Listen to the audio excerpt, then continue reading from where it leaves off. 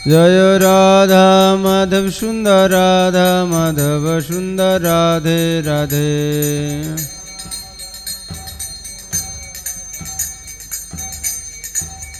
जय गौरनिताय जय गौरनिताय गौरनिताय जय गौरनिताय।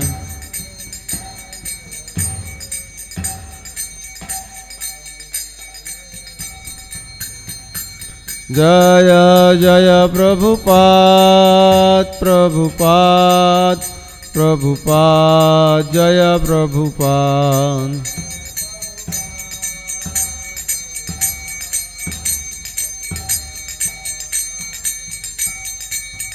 निताय गौर हरि बोल हरि बोल हरि बोल हरि बोल।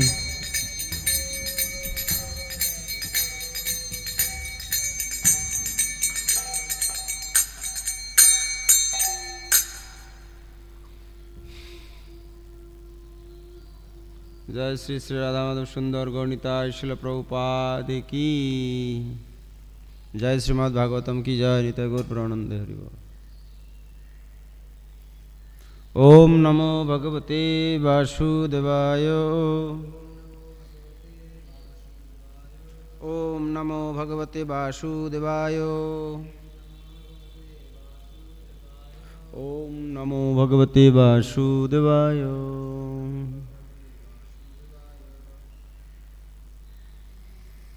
द्वितीय स्कंद प्रथम अध्याय चतुर्थ नंबर श्लोक। देहो अपत्या कलत्रादिषु आत्मा संन्यासु असत्स्वपि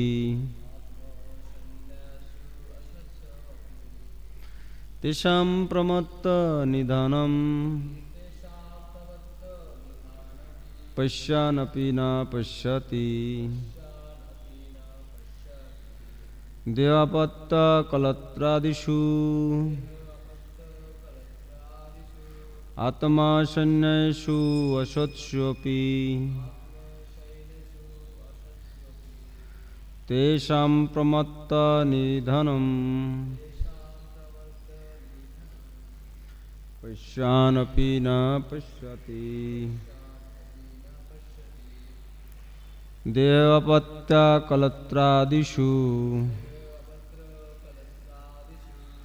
आत्मा संन्यासु असत्स्वपि तेषां प्रमत्त निधनम् पश्यानपि न पश्यति। बोलो।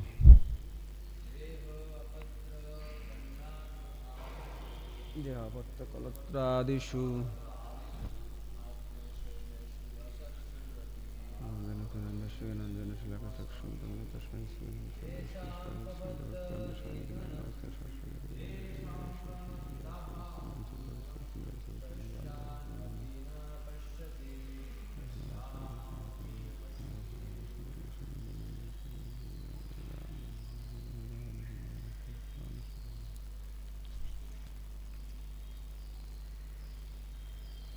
हरि बोल।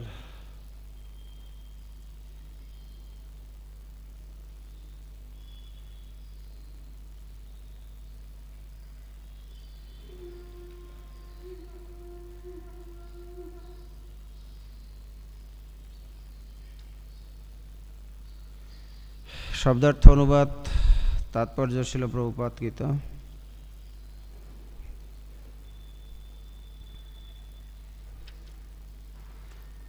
देह शब्देर अर्थ हच्छे शरीर। आपत्य शब्देर अर्थ पुत्र कन्या अपत्य। कलत्र पत्नी। आदिशु एवं तादेर संगे सम्पर्कित सबकिछु। आत्म निजेर। सैन्येषु सैन्यरा। असत्सु अनित्य बा पतनशील। अपि सत्त्वेय तेषां तादेर प्रमत्त अत्यंत आसक्त। निधनम विनाश। पश्यान अभिज्ञता सम्पन्न। अपि सत्त्वेय न करे ना পশ্যতি দর্শন করে। অনুবাদ: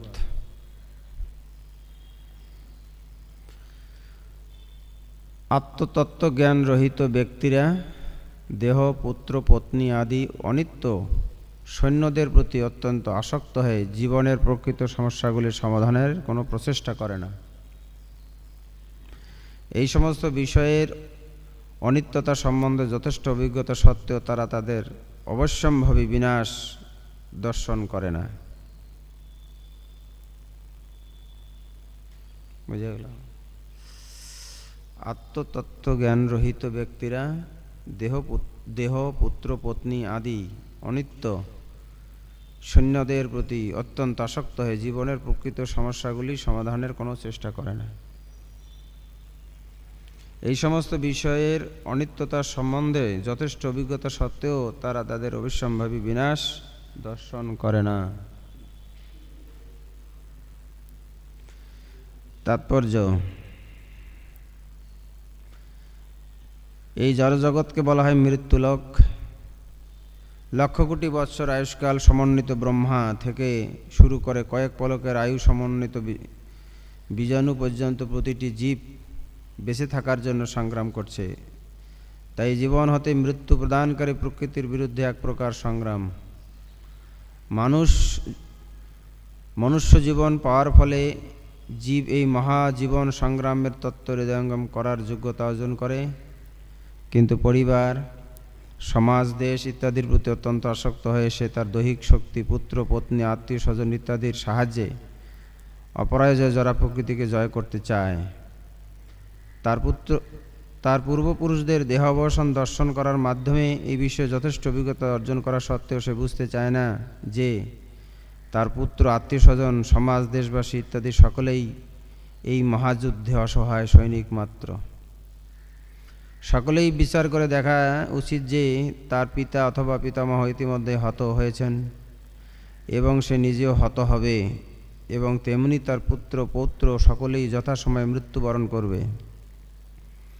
তাই জরা প্রকৃতির এই সংগ্রামে কেউই বাঁচবে না। মানব সমাজের ইতিহাস আলোচনা করলে তা সহজেই হৃদয়ঙ্গম করা যায়, কিন্তু তবুও মূর্খ মানুষেরা দাবি করে যে ভবিষ্যতে জড়বিজ্ঞানের সাহায্যে তারা নিত্য জীবন লাভ করতে সক্ষম হবে। এই ভ্রান্ত জ্ঞান অবশ্যই মানুষকে বিপদে চালিত করছে, এবং তার প্রধান কারণ আত্মার স্বরূপ সম্বন্ধে তাদের অজ্ঞতা। এই জরা প্রকৃতির অস্তিত্ব স্বপ্নের মতো, এবং তার কারণ হচ্ছে তার প্রতি আমাদের আসক্তি। জীব তার স্বরূপে সর্বদাই জরা প্রকৃতির থেকে ভিন্ন। জরা প্রকৃতির মহাসমুদ্র কলস্রোতে নিয়ত উদ্বেলিত হচ্ছে, এবং সেই সমুদ্রে দেহ, পত্নী, পুত্র, সমাজ, দেশবাসী ইত্যাদি রূপে প্রকাশিত জীবন বুদ্বুদের মতো আত্মজ্ঞানের অভাবে, অজ্ঞানের দ্বারা আচ্ছন্ন হয়ে আমরা এই জড়জগতে নিত্য জীবন লাভের ব্যর্থ প্রচেষ্টা দুর্লভ মানব জীবনের অপচয় করি। আমাদের তথাকথিত আত্মীয় স্বজন, বন্ধুবান্ধব, পুত্র, কন্যা ইত্যাদি কেবল অনিত্য এবং পতনশীলই নয়, জরা প্রকৃতির বাহ্যিক চাকচিক্যের দ্বারা বিভ্রান্ত বটে। তারা কখনোই আমাদের রক্ষা করতে পারে না, কিন্তু তা সত্ত্বেও আমরা মনে করি যে আত্মীয় স্বজন, সমাজ অথবা দেশের গণ্ডির মধ্যে আমরা নিরাপদে রয়েছি। মানব সমাজের জড় প্রগতি মৃতদেহ সাজানোর মতো।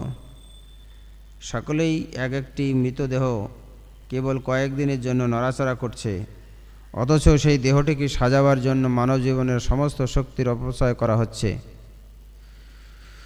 শ্রীল সুখদেব গোস্বামী ভ্রান্ত মানুষদের প্রকৃত অবস্থা দর্শন করে প্রতিটি মানুষের প্রকৃত কর্তব্য কী সেই সম্বন্ধে বিশ্লেষণ করেছেন। আত্মতত্ত্বজ্ঞানবিহীন মানুষেরা বিপদগামী, কিন্তু তারা ভগবানের ভক্ত হওয়ার ফলে যথাযথভাবে পারমার্থিক জ্ঞান অর্জন করেছেন, তারা কখনোই বিভ্রান্ত হন না। এই শ্লোকের তাৎপর্য এখানে সমাপ্ত।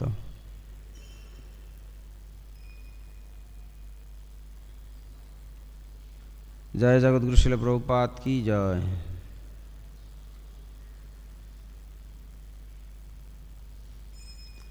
তো আজকের আলোচ্য বিষয়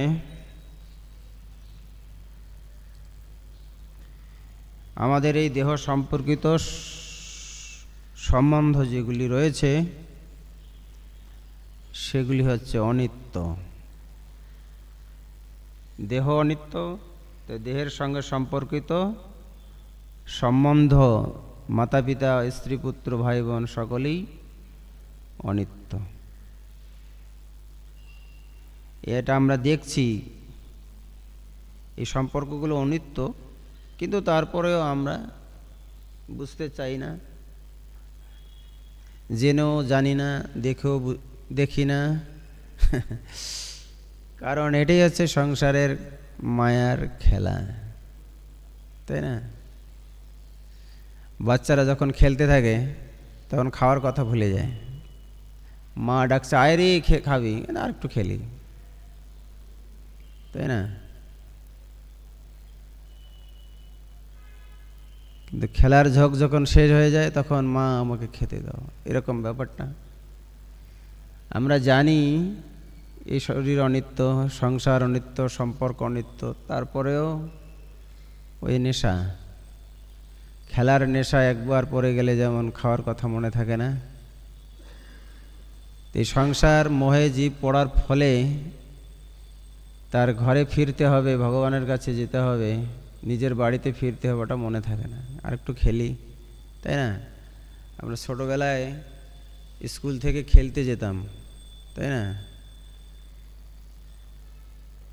ফুটবল খেলতাম, হায়ার করে নিয়ে যেত অনেক দূরে, কম্পিটিশন, ফিরে পায়ে হেঁটে আসতে হবে, ফিরতে হবে, সে বাড়ি ফিরতে ফিরতে অনেক রাত।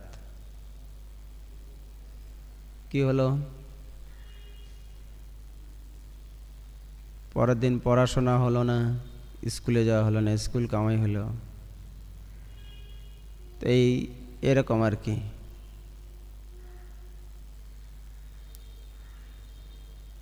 আমরা খেলাধুলায়, সংসারের খেলাধুলায় আছি, বাড়ি ফিরতে, খেলা শেষ করে বাড়ি ফিরতে যেমন রাত হয়ে গেল, এবং অন্ধকার রাত্রে একাই ফিরছি, কিছু হয়ে যেতে পারে রাস্তায়, তাই না? এই আর কি। এরকমই এই সংসার জগতে, সংসারে প্রত্যেকটা জীব মত্ত। এইখানে আমরা, এটাই হচ্ছে মায়ার খেলা। আমাদের বন্ধু বান্ধবরা যেমন আমাদেরকে ভুলিয়ে রাখে বিভিন্ন নেশার জিনিস দিয়ে, মায়া তেমন এই জগতে আমাদেরকে অনেক কিছু প্রলোভন দিয়ে আমাদেরকে ভুলিয়ে রাখছে। এটা আমরা দেখতেছি, তাই না? চোখে নিজে দেখতেছি, বুঝতেছি, শুনতেছি, তারপরেও বেরিয়ে আসতে পারতেছি না।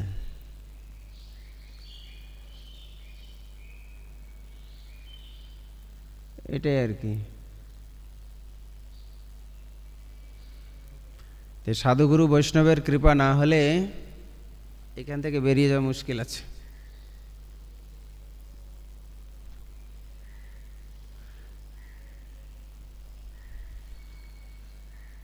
নিজের চেষ্টায় যেমন থাকবে এবং কৃপা থাকতে হবে গুরু বৈষ্ণবের, তা না হলে সম্ভব নয়। ভাগবতে বলছে, মহৎ কৃপা ব্যতীত ভগবত কৃপা পাওয়া যায় না। মহৎ হচ্ছে সাধু, বৈষ্ণব, গুরুদেব হচ্ছে মহৎ ব্যক্তি। মহৎ কৃপাং দ্বার মহুর বিমুক্তে, যে মহতের কৃপা হলে এই সংসার বন্ধন মুক্ত হয়ে যায়। প্রভুপাদ বলছে, মাছ সমুদ্র পড়ে থাকলে সাঁতরিয়ে যেমন সমুদ্র পার হওয়া যায় না, যদি সেখান থেকে কেউ তুলে না নেয়, তেমনি আমরা এই সংসার সমুদ্রে পড়ে আছি, যতই চেষ্টা করি, যদি সমুদ্র থেকে কেউ তুলে না নেবে, তাহলে আমরা এই সমুদ্র থেকে পার হতে পারবো না। এই সমুদ্র থেকে তুলে নেবে কে? গুরুদেব এবং ভগবানের যারা ভক্ত, এদের সাহায্য দরকার আছে। তাহলে আমরা যদি ভগবানের নাম করি, ভক্তি করি, ভগবান আমাদেরকে সরাসরি করতে পারে না? না, সরাসরি করে না।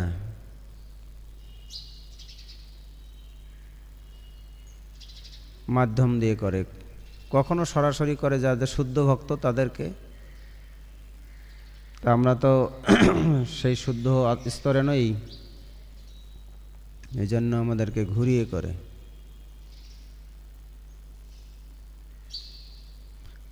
তো এইখানে আজকে ভগবত উপলব্ধির প্রথম স্তরে দ্বিতীয় স্কন্ধ শুরু হয়েছে। উপলব্ধি এত সুন্দর প্রভুপাদ ব্যাখ্যা করেছেন, এখানে বলা হয় কি বারবার পড়ো। কেন কি আমাদের মনে থাকে না, মনটা আমাদের বসে নেই, এই জন্য বারবার ভুলে যাচ্ছি। এই জন্য বারবার শ্রবণ করতে হবে, অধ্যয়ন করতে হবে, অনুশীলন করতে হবে, তাহলে হবে। বারবার ভুলে যাচ্ছি, একটু গিয়ে আবার ভুলে যাচ্ছি। হ্যাঁ, একটু গিয়ে আবার ভুলে যাচ্ছি। ওই হরে কৃষ্ণ জপতে জপতেই মনটা অন্যদিকে চলে যাচ্ছে। একমালা যে জপ করলাম 108 বার, 108 বার শুনছি, শুনি নাই, হরে কৃষ্ণ হয়ে গেছে, কিন্তু মালা শেষ হয়ে গেছে, 108 বার কিন্তু শোনা হয় নাই। হয়েছে কি? ঠিক বললাম কি না? হ্যাঁ, আমারও হয় না। আমি চেষ্টা করি এক নিঃশ্বাসে 5-7 বার করে করার চেষ্টা করি। ওই করতে করতেই আবার ওখানেই ওই রকম হয়ে যায়। এক তো অ্যাক্টিভ করে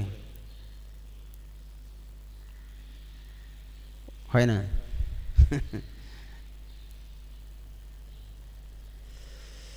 হরি বল।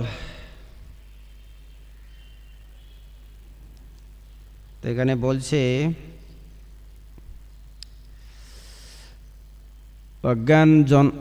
অজ্ঞান ব্যক্তিরা দেহপুত্র পত্নী আদি অনিত্য এই সমস্ত সম্পর্কগুলোকে তারা কি করে জিয়ে রাখে।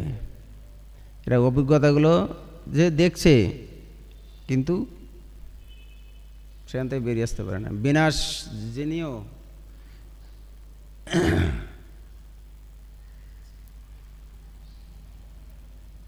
তো এইভাবে কত জন্ম যাবে, কত জন্ম মৃত্যু চক্রে ঘুরতে হবে, কতবার জগতে আসতে হবে, কতবার যেতে হবে তার ঠিক নেই।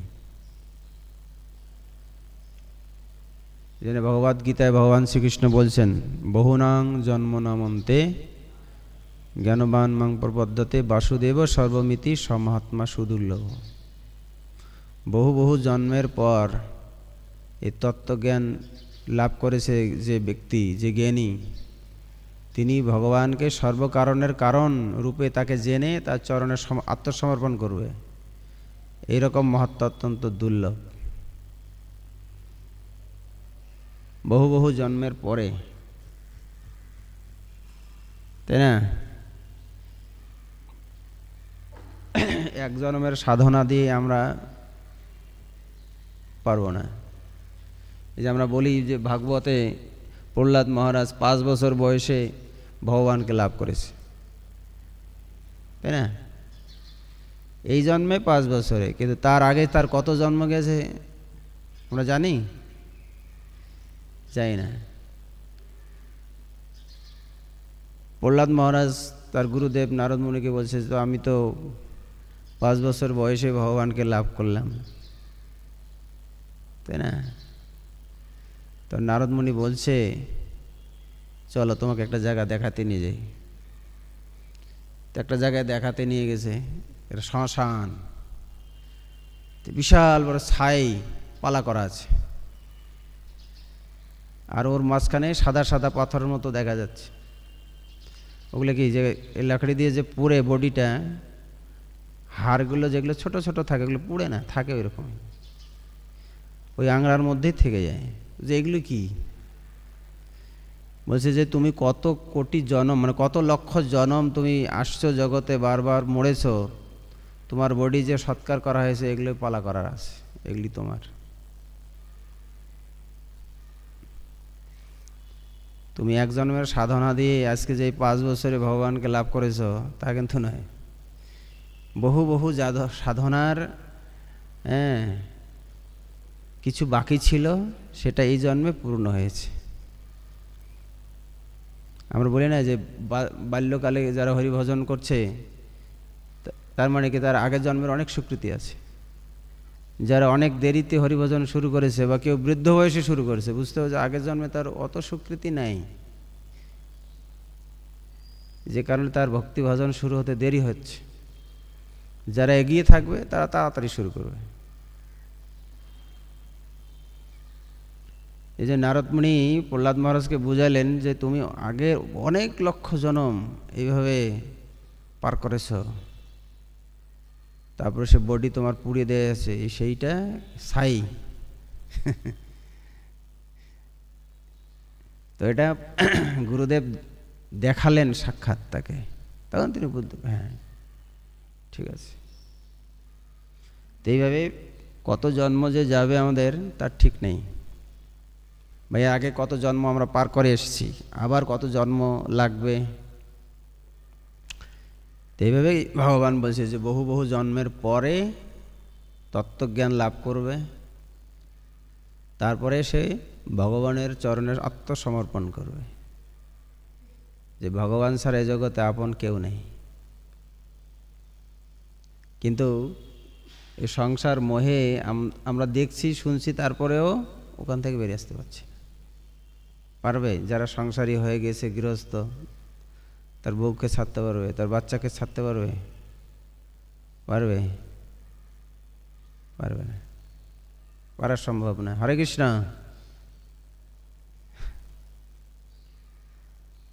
কি শ্রীধর মহারাজ, শ্রীধর স্বামী পেরেছিলেন, শ্রীধর স্বামী পেরেছিলেন। তার স্ত্রী আগে মারা গেছে, তার দুগ্ধপোষ্য সন্তান কি করবে, তাকে ওই রকম ঘরে রেখে তিনি বেরিয়ে গেছেন। তো ওনার বাড়ির ঘরের চাল থেকে একটা মাকড়সার ডিম পড়ে গেছে। মাকড়সা না, টিকটিকির ডিম। টিকটিকের ডিমটা ফেটে গিয়ে একটা বাচ্চা বেরিয়ে গেছে। সাথে সাথে ওখানে ওই ছোট ছোট পোকা ওগুলোকে ধরে খাচ্ছে। তো উনি দেখলেন যে একটা বাচ্চা, একটা ডিম থেকে বাচ্চার সাথে সাথে বেরিয়ে যদি আহার করে নিতে পারে, তাহলে আমার 2 বছরের বাচ্চা কেন পারবে না, তাই না? ও বাচ্চাকে ছেড়ে দিয়ে বেরিয়ে চলে গেছে, ভগবান দেখবে। আর ওই ঘরের ভিতরে মৌচাক, ওখানে মধু, ওই মধু তার মুখে পড়ছে, টিপটিপ করে খাচ্ছে, কান্না করছে। ওখানকার যে জমিদার সেখান দিয়ে যাচ্ছে তার স্ত্রী সহ, বাচ্চার কান্না শুনছে। ও ঘরে এসে দেখছে যে ওখানে কেউ নাই, ওই বাচ্চার মা নেই, বাবা নেই, কেউ নেই। তাকে তখন তুলে নিয়ে গেছে, তাকে লালন পালন করে বড় করেছে। ভগবানের প্রতি কীরকম বিশ্বাস! তো এইভাবে তিনি সংসার ত্যাগ করে দিয়েছেন, এই সংসার অনিত্য জেনে।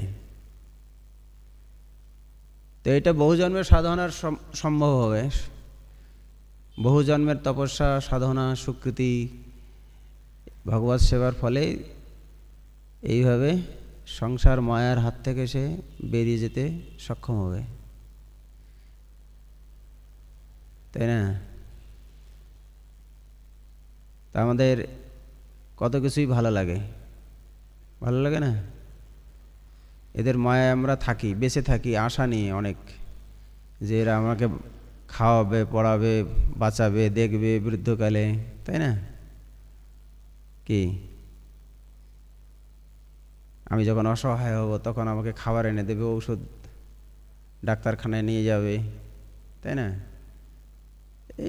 এইভাবে মানুষ আশা নিয়ে বাঁচে। তো এই দেহ রক্ষার জন্যে, কিন্তু আসলে দেহ তো ছাড়তে হবে একদিন, তাই না? মূল হচ্ছে ভক্তি। ঠিক আছে, আজকে পর্যন্তই। হরে কৃষ্ণ কৃষ্ণ কৃষ্ণ হরে হরে, হরে রাম রাম রাম হরে হরে। প্রশ্ন বলেন, বলেন।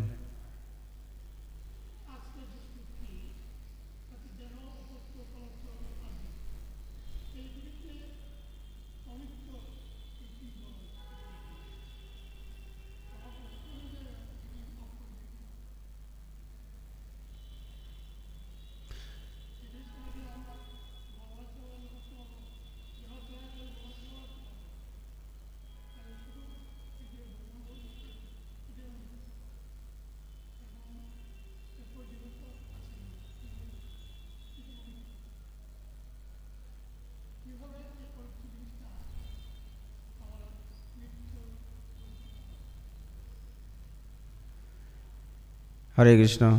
আপনার প্রশ্নের জন্য ধন্যবাদ।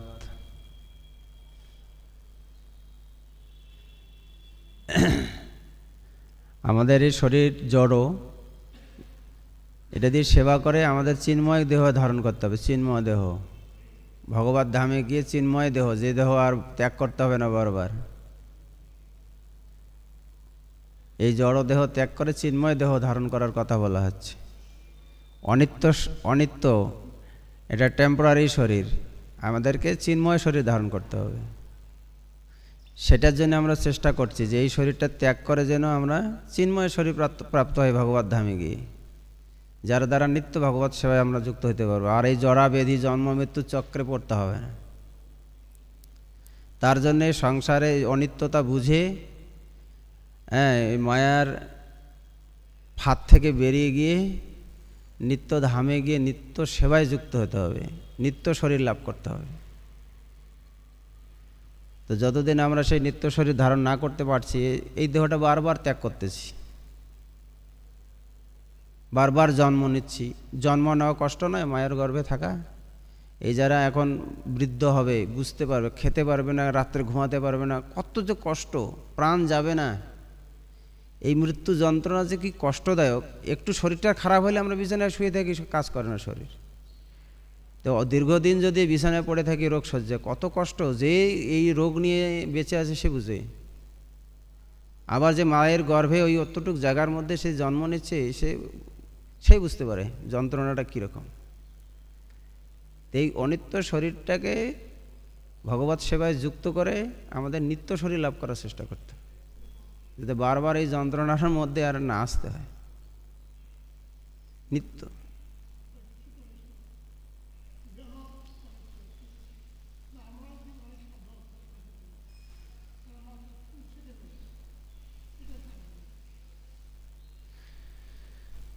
হরে কৃষ্ণ। আমাদের এই শরীরের যতগুলি অঙ্গ আছে তার মধ্যে চুলটা মানুষকে বেশি আকর্ষণ করে। হরি বল। আর মহাপ্রভুর চুল ছিল সব থেকে সুন্দর। মহাপ্রভু এই চুলটাকে ছেড়ে দিয়েছেন, এই জন্য আমরা তার অনুসারী, এই জন্য আমরাও রাখি না।